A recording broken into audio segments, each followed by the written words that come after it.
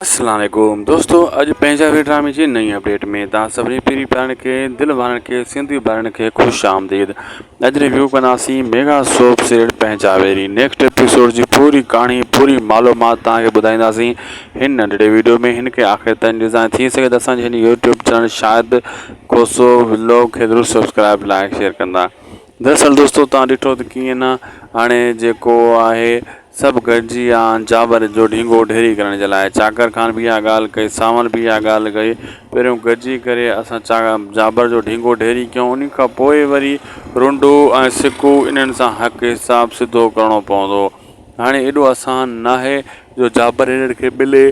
सो जाबर हिकु वॾी फिल्म आहे, वॾो निभाग आहे, उहा ड्रामे जी आख़िरी किस्तनि ताईं हलंदो रहंदो। बहरहाल हिननि खे एॾी आसानी सां हथु कोन ईंदो। जी हाँ दोस्तों, मां इहा ॻाल्हि कयां पियो, जाबर हिननि खे एॾी आसानी सां हथु कोन ईंदो। ऐं सिकू जेको आहे उनजी होॾां भेण जो कबाड़ो थियो आहे उन खे त अञा ख़बर न आहे, लेकिन शेरल ॿुधाए छॾियो सिकू जी जेका रुंडी जी धीउ आहे उनखे ॿुधाईं त बाबा हुनजी शादी थी वई आहे हैदर जी सिकू जी भेण सां, हाणे तूं घर हल, तोखे टेंशन न आहे। यानी उहो इहा ॻाल्हि ॿुधी सिकू खे ॿुधाईंदी ऐं परेशान थी वेंदा, हीउ छा थी वियो।